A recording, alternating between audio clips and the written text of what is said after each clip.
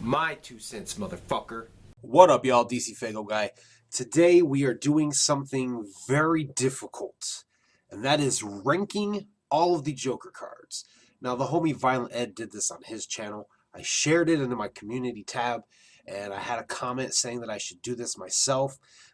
Going to his video and even the comments of that post, there's a lot of people talking about their favorite, their tops, and everything like that.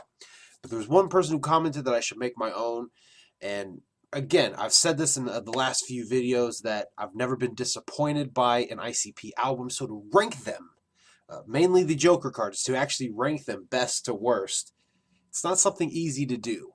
It's something I thought about doing years ago. I never really did it because, I mean, they're all kind of favorites.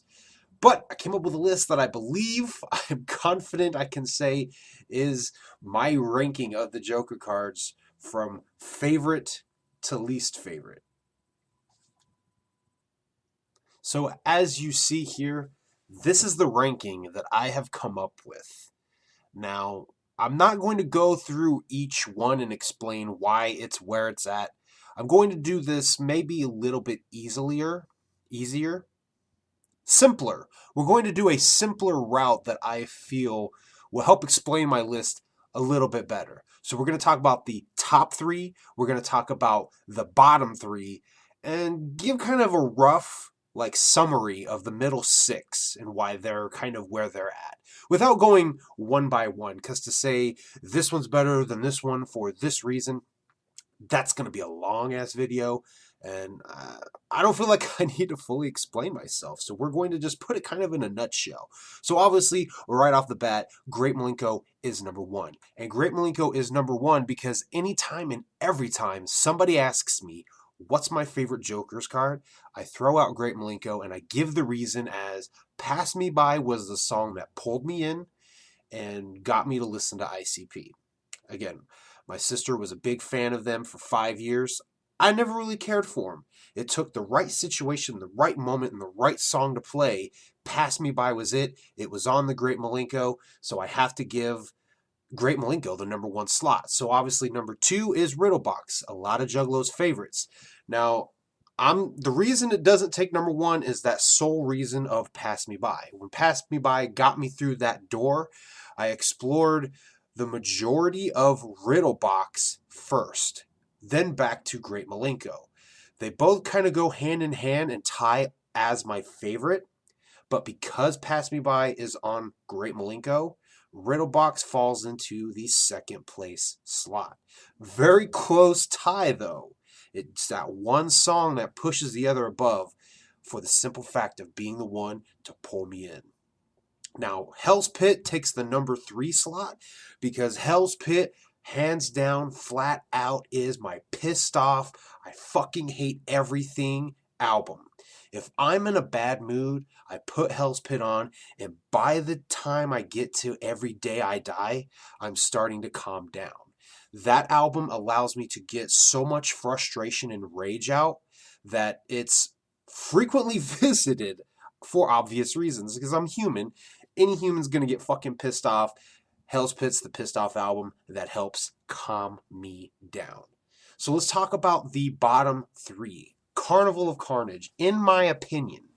Now, don't get me wrong. Like I said, all these are my favorites, but we're ranking them from favorite to least favorite.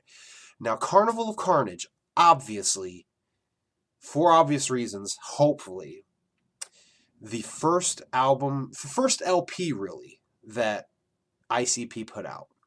It shows their skill set strongly still developing, and it shows on Carnival of Carnage. Now, don't get me wrong, I love Carnival of Carnage. I love a lot of the songs on Carnival of Carnage. Carnival of Carnage is the shit, but it is clearly their first major album, and their skill set wasn't yet developed. So the number 9 spot goes to Bang Pow Boom, and a lot of people will rank this as their worst. I like Bang Pow Boom. I knew I was going to like Bang Pow Boom.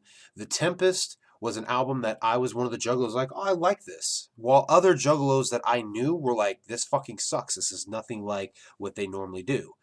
So when Bang Pow Boom came out, and a lot of these same juggalos were saying, oh, Bang Pow Boom's the shit, the Wicked Clowns are back, the whole dark carnival aspect and feel is back. When I'm hearing that kind of shit, I knew Bang Pow Boom was going to be good, and it is good to me.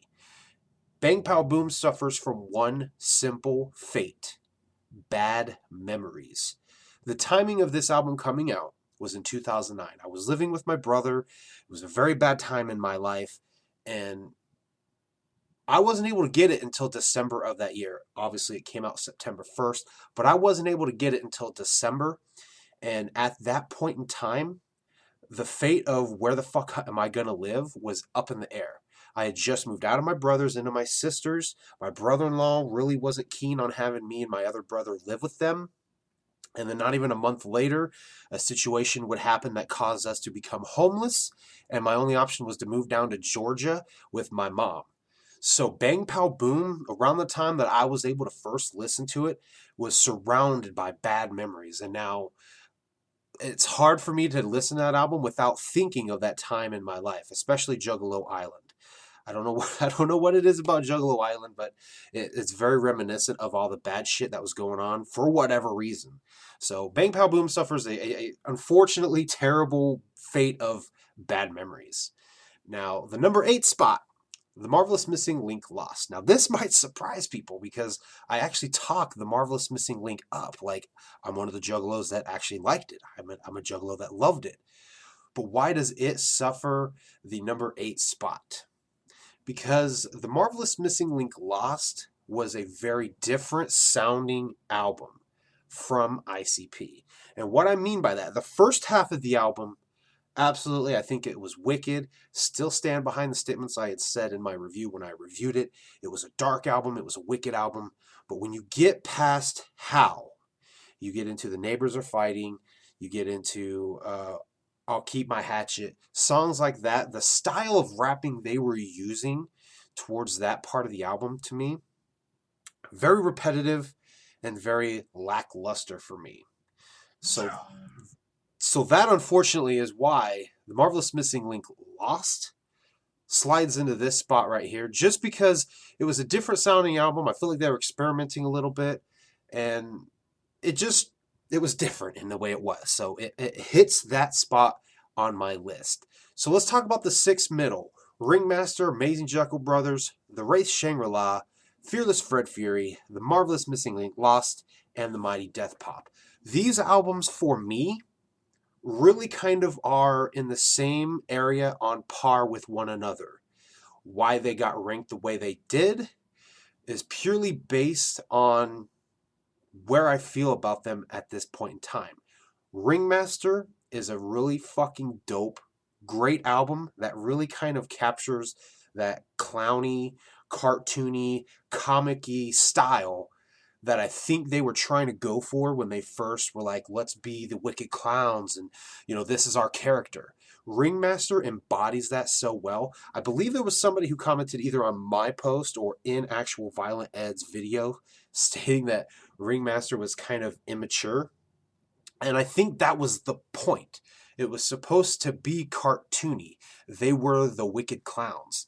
And that, to me, is what makes it such a great, dope album.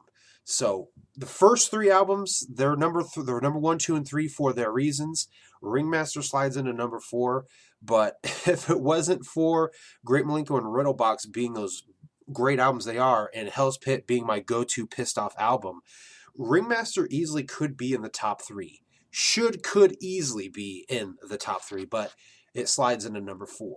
So, Jekyll Brothers, The Wraith Shangri-La, Fearless Fred Fury, Marvelous Missing Link Found, and The Mighty Death Pop, for me, they're all on par with one another. They just kind of got categorized where they're at now just because of Jekyll Brothers and Shangri-La having the impact they did when I did finally start getting into ICP in 2002. They had songs and messages in their album that really kind of were monumental in making me the juggalo I am now. So they hold a lot of dearness to my heart. So when it comes to Fearless Fred Fury, Found, and The Mighty Death Pop, they're ranked simply by which ones I like better than the other. So there you guys go. That is my ranking for the current Joker cards that we have out. This could change in the next several years as more Joker cards come out. If they do change, I don't know if I'll ever update this ranking or not. So we're just going to call this a current ranking of the current Joker cards. That's where I stand with them. If you disagree with my list, you can comment down below and tell me what your ranking would be, or you can go make your own video and send me the link in one of my social media links down below in my description. So anyways, thank you guys for watching. I will see you guys next time.